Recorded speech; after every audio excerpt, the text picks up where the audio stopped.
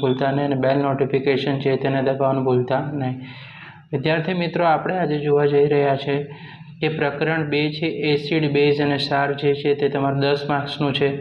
તો પહેલો પ્રશ્ન છે કે દાણાદાર ઝીંકની મન સલ્ફ્યુરિક એસિડ સાથેની પ્રક્રિયા દ્વારા હાઇડ્રોજન વાયુની ચકાસણી।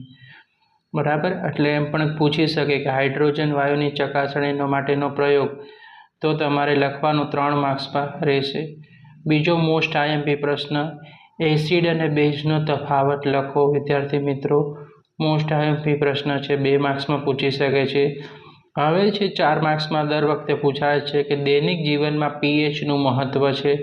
એમાં પાચન તંત્રનું આવે, જમીનનું આવે, દાંતનું, શયનનું આવે ને, બરાબર। તો આ જે પાચન તંત્રનો પ્રશ્ન છે દૈનિક જીવનમાં પીએચનો, એ ખાસ કરી લેવાનો છે, પીએચનું મહત્વ। પછી છે મોસ્ટ આઈએમપી પ્રશ્ન,